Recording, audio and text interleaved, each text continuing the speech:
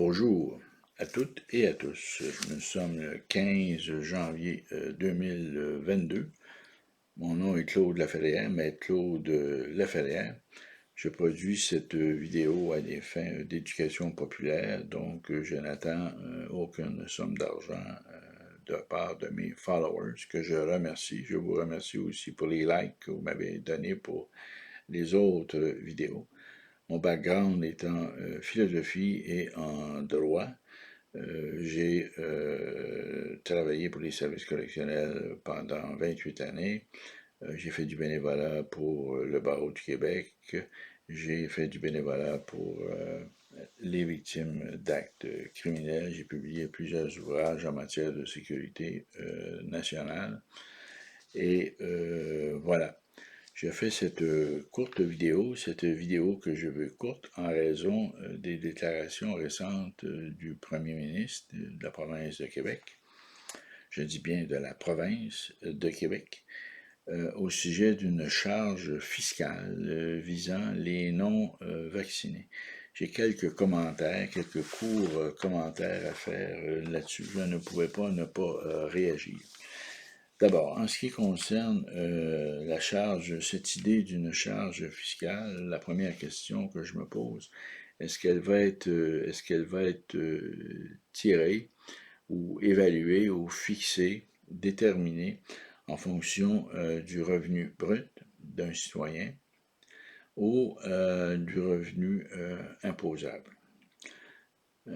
Et là, ça fait une différence parce que si c'est le revenu brut, on peut penser que ça risque d'enfreindre la loi fédérale sur la santé qui dit qu'on a droit à des soins de santé finalement gratuits, sans frais.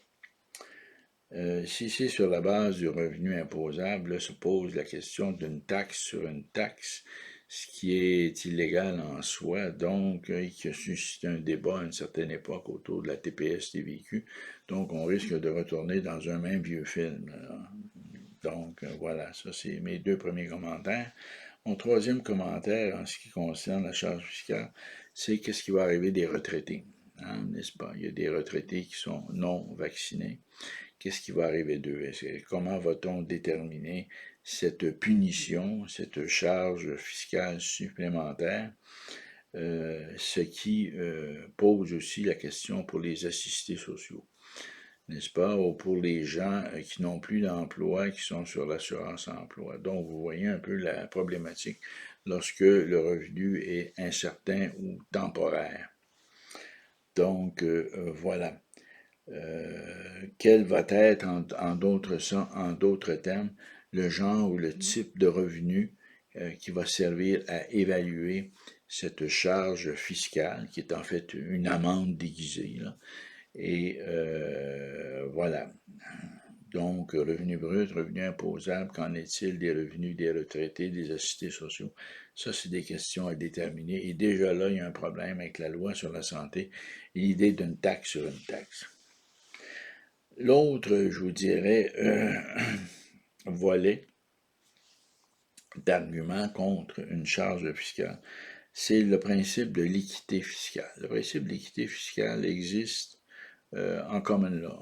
Tout ce qui touche le droit de l'impôt, là, ça remonte, n'est-ce pas, en Angleterre, des décisions de la Chambre des Lords. Ensuite, ça a été des décisions canadiennes, le tribunal de l'impôt. Cette idée d'équité fiscale, finalement, fait en sorte que l'impôt est applicable à tout citoyen canadien, à toute personne qui est habillée sur le territoire de la province de Québec ou de l'Ontario ou du Manitoba, peu importe. Mais là, évidemment, il y a des régimes fiscaux séparés, là, parfois. En tout cas, je ne vais pas entrer là-dedans, je vais m'en tenir au Québec, là. Donc, il y a cette idée qui est nouveau, c'est-à-dire qu'on introduit maintenant une discrimination, non pas sur une base économique de revenus, mais une discrimination fondée comme sur la condition médicale, sur le fait d'être vacciné et pas vacciné. Donc, c'est vraiment une ségrégation qui ressemble à la ségrégation raciale ou religieuse. Vous comprendrez que les réactions à l'international n'ont pas été longues à venir, n'est-ce pas? On a parlé du Québec un peu partout dans le monde et les commentaires n'étaient pas très favorables. Et nos médias n'ont pas commenté la réaction internationale. Nos médias se sont contentés de supporter la position gouvernementale, mais je peux vous dire qu'à l'international, c'était très laid. La réputation du Québec là, vient en prendre pour son rhume. Et il ne faut pas se le cacher, là, on est vu comme un parti nationaliste et de gauche efficace, là, socialiste, national-socialiste. Là. Et là, c'est très mauvais. C'est très, très mauvais. Et la réaction à l'international, les gens n'en reviennent pas. Mais bon, ceci étant dit, donc le principe de l'équité fiscale. Évidemment, on risque de se retrouver, enfin, les non-vaccinés, qu'on évalue à peu près à un demi-million, on peut anticiper qu'il va y avoir des contestations judiciaires. On peut anticiper que les avis de cotisation vont être contestés, ce qui va amener l'engorgement des tribunaux et ce qui peut à la limite affecter, je vous dirais, le flux de l'encaisse, c'est-à-dire les fonds dont le gouvernement a besoin pour fournir des services et balancer ses budgets. Donc, ça risque de devenir un casse-tête pour le ministre des Finances, dans la mesure où il y a 1,5 million de Québécois dont on peut raisonnablement s'attendre qu'un certain nombre vont contester leur avis de cotisation à cause de cette charge fiscale qu'ils jugent injuste. Donc, je ne suis pas certain que de ce point de vue-là, du point de vue de l'engorgement des tribunaux, de la menace à la stabilité des finances publiques, n'est-ce pas, le flux, ce qu'on appelle le flux de l'encaisse, hein, l'argent qui finalement est acheminé dans les coffres de l'État pour permettre au gouvernement de faire fonctionner les ministères, les services, etc. Je ne suis pas certain que cette perturbation causée par des contestations judiciaires est nécessairement une bonne idée. D'autant plus que le ministère peut bien saisir les comptes, c'est-à-dire geler les comptes. Il ne peut pas pour autant saisir les sommes, parce que pour saisir les sommes, il faut un procès, puis il faut un jugement. Donc, le ministère du Revenu peut certainement faire comme ils ont l'habitude de faire, geler les sommes dans les comptes de banque des contribuables, mais ils n'ont pas nécessairement le droit, par un jugement, de saisir l'argent. Il faut qu'il y ait un jugement. Ils ne peuvent pas, par le simple effet de la loi, retirer les sommes. Ils peuvent geler, mais pas retirer les sommes. Là, il faut un jugement. Donc, il faut un procès, n'est-ce pas? Parce que c'est une saisie. Hein? C'est une saisie fiscale. Bon. Donc, sauf erreur, là, je ne suis pas fiscaliste, sauf erreur, mais d'après moi, ça risque de causer des problèmes, des délais extrêmement sérieux. L'autre voie que le gouvernement aurait pu prendre, c'est les constats d'infraction, hein, les constats habituels d'infraction pour violation des mesures sanitaires ou autres. Là aussi, il y a possibilité, on peut s'attendre à ce que des gens plaident non coupables et que le dossier soit débattu, on risque l'engorgement des tribunaux. Et là, ça risque de traîner en longueur et d'avoir un impact sur les finances publiques aussi. Mais je vous dirais que la situation risque peut-être d'être un peu moins compliquée dans la mesure où on pourrait regrouper où toutes les infractions au décret, ce qui comprendrait le fait de ne pas vouloir être vacciné pour être concentré dans une même cour ou dans une même comment dire, une réorganisation administrative. Ça implique une réorganisation administrative des tribunaux, je pense. Enfin, c'est mon opinion. Là. Mais ça pourrait être mieux gérable et ça serait moins dommageable à la réputation internationale du Québec que la charge fiscale. Ça, la charge fiscale, c'est vraiment une mauvaise idée. Et même si bien des Québécois et des commentateurs de nos mainstream médias approuvent et applaudissent, eh bien, allez voir ce que le monde en pense, ce que l'humanité en pense ailleurs, et vous allez voir que c'est pas joli. C'est pas joli. C'est pas une bonne idée. C'est carrément de la ségrégation, là. C'est de la discrimination. Donc, mais avec les constats d'infraction, peut-être que ça passerait mieux, mais il y aurait des délais et il y aurait l'engorgement des tribunaux et etc. Déjà, il y a eu 26 000 constats d'infraction qui ont été émis pour des infractions aux mesures sanitaires.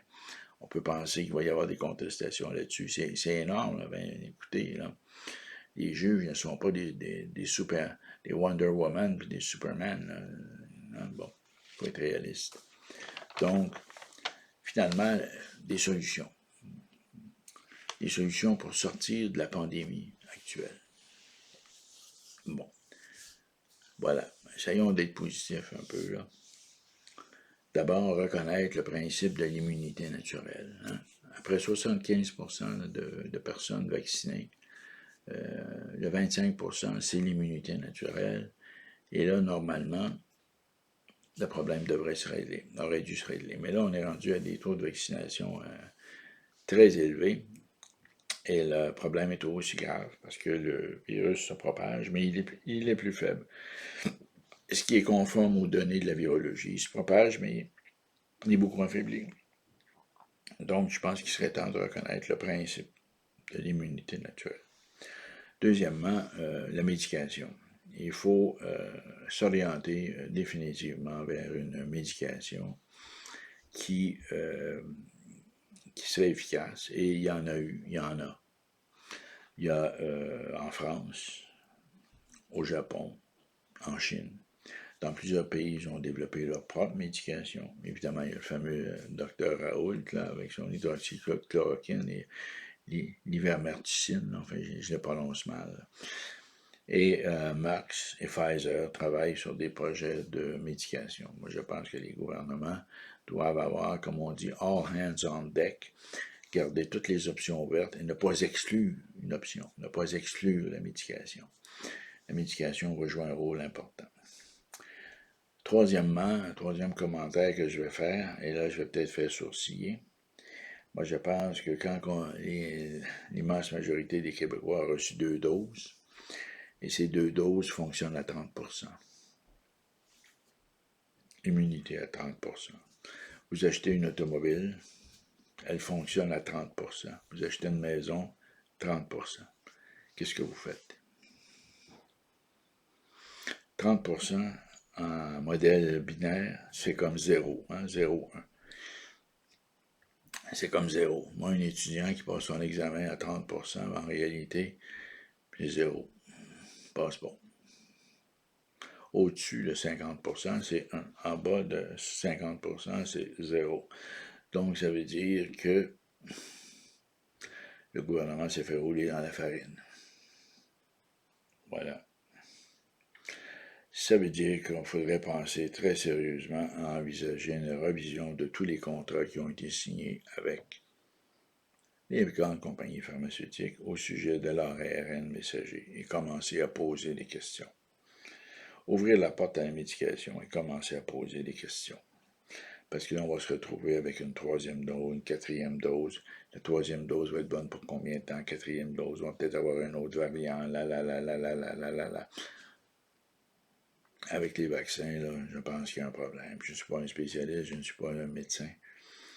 Mais écoutez, je pensais jamais être obligé de m'intéresser à ça. Là. C'est bon. Donc, ce que je dis, c'est demander, réexaminer tous les contrats qui ont été signés, examiner publiquement que l'Assemblée nationale, que la Chambre des communes dispose de tous les contrats, de toutes les ententes qui ont été signées avec les grandes compagnies pharmaceutiques pour la fabrication, la distribution, l'inoculation, voir qu'est-ce qui ne fonctionne pas. Moi, je pense qu'il est temps de commencer un sérieux examen de conscience là-dessus. Et je pense que nos dirigeants doivent agir dans ce sens-là. Parce que, voyez-vous, c'est problématique. On ne voit pas la fin, on ne voit pas le bout du tunnel. Hein, il faut voir le bout du tunnel. Hein. On nous avait dit une dose, 2 doses, mais là, non, là, il faut regarder, là, ça va être la troisième dose, là, les gens vont y aller pour la troisième dose, quatrième dose, mais ça n'empêche pas le gouvernement d'examiner les contrats, de regarder avec les procureurs du ministère de la Justice, voir s'il n'y a pas moyen de demander des explications, parce que là, on a l'impression que personne ne demande des explications. Personne ne pose de questions aux grandes compagnies pharmaceutiques. C'est quelque chose qui est très inquiétant, là. Bien sûr, eux, dans leur contrat, ils ont toutes sortes de clauses, des non-disclosure agreements, hein, toutes sortes de clauses, clauses de non-responsabilité, clauses de, de non-disclosure, justement. Mais il faut voir que là, on est dans des situations d'ordre public. Hein. Ces clauses-là commerciales, lorsque l'ordre public est en cause, littéralement, on sait ce que ça vaut. Hein. OK? Donc, ici, on est dans une situation de sécurité nationale où toute une population a été mise à, comment on dit, a dû y participer en quelque sorte à cet effort national. Là, je pense que les citoyens ont le droit de poser de sérieuses questions. Finalement, je pense qu'il serait important de repartir l'économie. Ça, ça fait partie de mes pistes de solution à moi. D'arrêter de mettre des freins un peu partout. Il faut repartir l'économie de façon énergique. Et se contenter de mesures sanitaires minimales. Ça, c'est mon opinion. Et je pense que finalement, mon point final, vraiment là, mon point final, c'est tirer des leçons de l'expérience que nous avons vécue au Québec et au Canada avec la tuberculose. C'est pas avant la Deuxième Guerre mondiale, durant la Deuxième Guerre, et un peu après la Deuxième Guerre mondiale, n'est-ce pas? Avec la création des sanatoriums. Moi, je pense que les cas graves devraient être acheminés dans des établissements spéciaux pour fournir des soins de base. Et étant donné qu'on n'a pas développé la médication et qu'il n'y a plus de moyens d'intervention, ben là, écoutez, comme on dit, il faut prier et puis fournir le minimum, une sorte de soins palliatifs, là, si vous voulez. Ce qui permettrait de dégager le système, de donner de l'air au système et finalement de peut-être passer à travers cette pandémie qui a l'air de vouloir perdurer ou qu'on fait perdurer. Là. Voilà. Parce qu'il ne faut pas oublier une chose, hein, c'est qu'à l'heure actuelle, ce qui rend notre système de santé difficile à gérer, c'est la présence syndicale. Il y a beaucoup de syndicats. Tout le monde est syndiqué. C'est un milieu hyper syndiqué, le milieu de la santé. Et les corporations professionnelles. Hein. Une infirmière auxiliaire ne fait pas le travail de l'infirmière ne veut pas faire le travail de l'infirmière auxiliaire, le médecin spécialiste, ça, c'est pas ma juridiction, etc. Donc, il y a toute une problématique là, extrêmement complexe de division du travail. Et ensuite, la gestion des conventions collectives qui sont énormes. Donc, dans un contexte de crise, tout ça, ce sont des obstacles supplémentaires qui s'ajoutent au portrait, si vous voulez, médical, je dirais presque géopolitique, d'un système qui craque de toutes parts. Et là, les gens se sauvent, les gens fuient là, parce que le leadership ne peut pas s'affirmer, il y a trop de barrières. Il y a trop de barrières, hein, les barrières syndicales, les corporations professionnelles, etc. Et un système comme ça de santé a toujours besoin de la présence des bénévoles. Les bénévoles sont extrêmement importants, sauf qu'on limite leur intervention à préparer le café, puis à donner le café, puis à pousser la madame au fauteuil roulant. Là. Mais je pense qu'il faudrait plus d'implication des bénévoles. Voire même à faire, je dirais pas faire du travail protégé par les corporations, mais il faudrait peut-être dans des situations d'urgence donner plus de pouvoir aux ministres de la Santé. N'est-ce pas? Plus de pouvoir aux ministres de la Santé pour peut-être même aller jusqu'à suspendre l'application des conventions collectives dans des cas extrêmement graves, demander aux corporations professionnelles, passez-moi l'expression, de faire preuve de sagesse et de retenue et de permettre finalement une plus grande flexibilité. Bon, c'est des suggestions que je fais. Bon. Ceci étant dit, ça termine ma vidéo pour aujourd'hui. Je remercie encore tous ceux qui acceptent de me suivre sur YouTube et de me faire des commentaires. N'ayez pas peur de me les faire. Vous pouvez toujours me rejoindre à claudelaf@hotmail.com Je me prends un plaisir d'échanger avec vous et je le répète, cette vidéo est faite dans une perspective d'éducation populaire et je ne demande absolument rien, contrairement à d'autres influenceurs que vous retrouvez un peu partout sur Internet. Moi, ce qui me concerne, je ne fais aucune sollicitation. Donc, voici. Et le titre de cette vidéo, ben, ça va être le gros impôt chaos. On est dans le chaos, là, voilà. Et il faut essayer de trouver des solutions pratiques, faire des compromis, des solutions pratiques, et ouvrir la porte à la médication. Et là, ça presse, là, et commencer à poser des questions là, très sérieuses. Là-dessus, je vous souhaite une excellente journée. À la prochaine.